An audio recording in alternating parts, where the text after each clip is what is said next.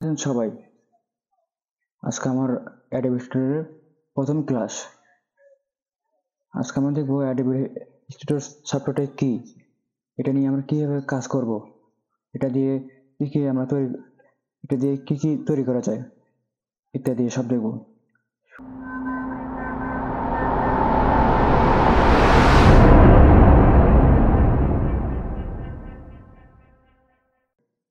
এখানে যদি create new চাপ দিলে এখানে অনেকগুলো ক্যাটাগরির ফাইল দেখাবে। যেমন কোনো ফাইল এখানে সেভ করে রাখতে পারবেন। এখানে যেমন মোবাইলের জন্য কিছু কিছু ফাইল, কিছু ডকুমেন্ট ওরা অ্যাডোবি কোম্পানি সেট আপ করে রাখছে, কিন্তু আমরা নিতে পারবো। এই যে ওয়েবের জন্য কিছু কিছু ফাইল সেট আপ করছে, প্রিন্টের জন্য কিছু কিছু ফাইল যেমন letter, A4 page, print, legal, video বা ফিল্ম বা ভিডিওর জন্য কিছু কিছু ডকুমেন্ট সেট আপ করা আছে। চলুন আমরা এখান থেকে আমরা লেটার, এখানে যেমন এখানে বিভিন্ন ধরনের মাপ আছে, যেমন পিক্সেল, পয়েন্ট, ইঞ্চি, ফিট। আমরা ইঞ্চি সেট করব। পরে এখানে 8.5 ইঞ্চি বাই 11 নেব। নেওয়ার পরে এখানে আমরা আউটপুট করে নেব একটা, এখানে দুটো দিলে আউটপুট দুইটা হবে। যেমন এখানে ব্লেন্ড অপশন আছে, এখানে ব্লেন্ড দিলে টু সাইড দিয়ে এটাই হবে, এটা আমরা পরে দেখবো। এখানে যেমন কালার, অ্যাডভান্স অপশনে কালার আছে, যেমন এখানে RGB কালার আছে, CMYK কালার আছে। CMYK আমরা নেব। CMYK হচ্ছে কি জন্য? CMYK হচ্ছে প্রিন্টের জন্য। RGB কালারটা হচ্ছে বিনোদনের সোশ্যাল মিডিয়া পোস্টের জন্য। এখানে রাস্টার ইফেক্ট, এখানে মিডিয়াম বা হাই 300, আমরা সবসময় হাই দেব। ডিফেক্ট চাপ দিলে পিক্সেল, এগুলো আমাদের দরকার নেই। মুভ সেটিংয়ে গেলে এখানে আমরা ওই সেম যেগুলো আমরা দিতে পারবো। এখানে এখানে নেওয়ার পর এখান থেকে আমরা ক্রিয়েট চাপ দেবো। ক্রিয়েটে চাপ দিলে একটা ফাইল তৈরি হবে। এখন ফাইল নেওয়ার পর নিলাম। এখন এখানে শুরুর যে টুলসটা আছে সেটা হচ্ছে সিলেকশন টুল। শুরুতে আমরা আরেকটা জিনিস দেখতে পারি, মনে করেন যে এইগুলো নাই, এখন এগুলো আমরা নিয়ে আসবো কিভাবে? তার জন্য আমরা উইন্ডোতে যাব। উইন্ডোতে যাওয়ার পর এখানে ওয়ার্কস্পেসে চাপ দিলে রিসেট চাপ দিলে পুনরায় এইগুলো চলে আসবে। উইন্ডোর ভিতরে আর একটা অপশন আছে, ওয়ার্কস্পেসে চাপ দিলে এখানে বিভিন্ন ধরনের আছে। আমরা সবসময় এটা সেট করে রাখবো।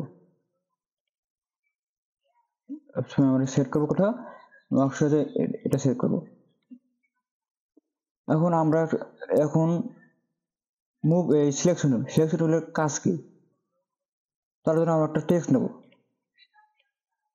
একটা টেক্সট নিলাম, সরি সেটা আমরা কেটে দেই। টেক্সট নেই, এখানে লিখছি যে গ্রাফিক্স। এখন এই সিলেকশন টুল নেব। টুল নিয়ে এখানে যদি শিফট অল্টার ধরলে এটা ছোট বড় করতে পারবো আমরা। বা সিলেকশনের আরো একটা কাজ আছে, মানে যে টেক্সটটা আমরা সরানোর জন্য এই সিলেকশন টুল নেব। সিলেকশন টুলের শর্টকাট হচ্ছে ভি। এ নিয়ে সরাচ্ছি, এখানে সরানো যাবে,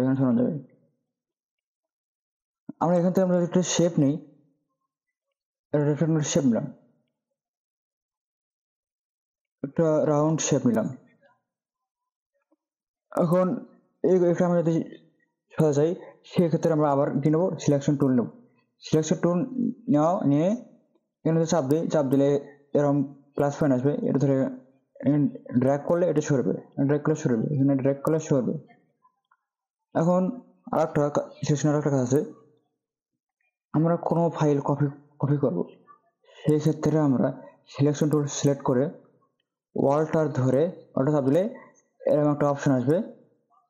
অপশন আসার পর এটা ধরে অল্টার প্লাস শিফট ধরলে সোজা যাবে, শিফট যদি ছাড়ে দেয় তাহলে এটা ব্যাক হবে, শিফট ধরলে দেখেন পুরো সোজা হচ্ছে, শিফট ছাড়লে ব্যাক হচ্ছে, শিফট ধরে দিয়ে নেই সোজা।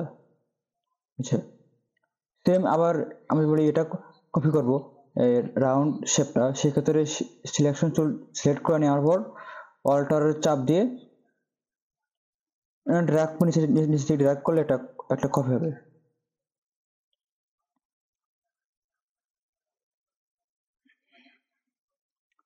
এখন আমরা যদি বলি কোনো পিকচার বা কোনো কোনো ইমেজ, সেগুলো আমরা এটাতে আমরা সাজাতে পারবো।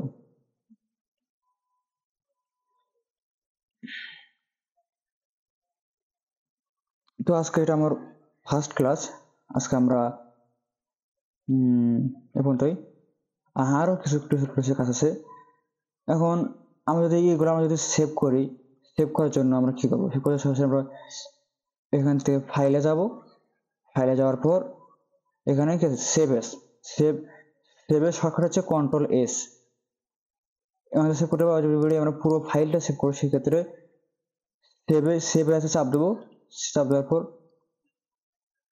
যেখানে সেভ করবো সেটার লোকেশন সেট করবো, আমরা সেট করবো কোথায়, ডেস্কটপে। ডেস্কটপ নেওয়ার পর এখানে save type, save as type, এখানে অ্যাডোবি স্টোর এআই ফাইল আছে, PDF, EPS file, editor, template, SVG compound, আমরা এটা সেভ করবো। এখানে এখানে যে ভার্সনের ক্ষেত্রে 20 বিভিন্ন ধরনের ভার্সন আছে, 20টা সেট করে নেওয়ার পর ওকে করবো, ওকে করলে এটা সেভ হবে। আমরা কিভাবে বুঝবো যে এটা সেভ হয়েছে, সেক্ষেত্রে আমরা এখানে নিচে এখানে একটা ইআই ফাইল সেভ আছে, এখানে ক্লিক করলে ফাইলটা চলে আসবে।